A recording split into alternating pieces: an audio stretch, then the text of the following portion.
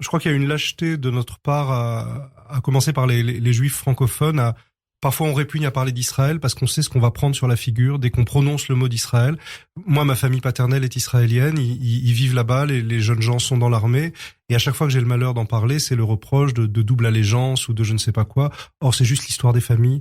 Et on a laissé, par lâcheté ou par démagogie depuis 30 ans, dire n'importe quoi sur Israël et sur le Proche-Orient. C'est-à-dire, plutôt que de parler de la réalité, qui est dure, qui est critiquable, mais qui relève d'êtres humains, qui relève d'un pays qui a la taille des Alpes-Maritimes et qui fait ce qu'il peut pour survivre depuis 50 ans, on laisse tous les clichés et toutes les névroses de la société française qui se répandent dans notre jeunesse et qui caricaturent et Israël et la rue palestinienne, qui ressemble pas du tout à ce que j'entends.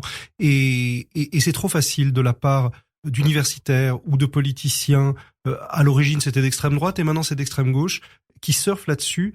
Et je dois dire que toute la jeunesse est contaminée par ce refroidissement du cœur. Et dès qu'on ose parler de ce que subissent les Israéliens depuis quelques jours, on nous dit mais alors tu es aveugle à la souffrance des Palestiniens. Bah pas du tout. Pas du tout. Moi, tous mes amis israéliens, ils sont de gauche voire d'extrême gauche. Ils militent pour la paix depuis toujours. J'ai été favorable à tous les. Bon, mais ça suffira jamais. On dirait que c'est le concours à qui aura le moins de sensibilité possible. Et on arrive aujourd'hui à cette absurdité de gens qui manifestent à New York et qui sont favorables aux massacres qui se commettent actuellement dans le sud d'Israël. Donc il faut se réveiller, il y a des êtres humains, il faut les regarder, il faut comprendre la complexité de leur existence et arrêter la paresse intellectuelle qui consiste à appeler au sang.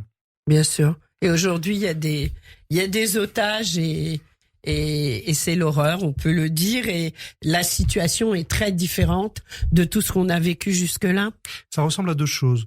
Ce qu'ont subi les Juifs depuis quelques jours, ça ressemble à la Shoah par balle. Oui. Des vieilles dames qu'on va chercher dans leur lit, des enfants qu'on torture et qu'on filme publiquement, des femmes qu'on viole et qu'on exhibe sur un véhicule.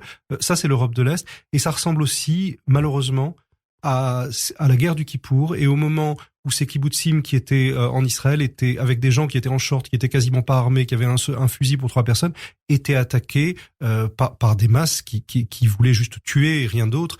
Et Israël vit depuis 50 ans dans cette situation de survie perpétuelle.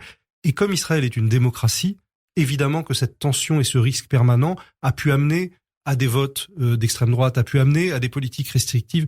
Mais une fois encore, la rue israélienne, quand on la fréquente, ce sont des gens humains, ce sont des gens paradoxaux, ce sont des gens perdus dans leurs conflits, ce sont des gens qui, pour une grande partie, sont de culture arabophone. Donc on n'est pas du tout dans un pays raciste et haineux, on est dans un pays qui essaye de survivre depuis 50 ans. Mais bien sûr.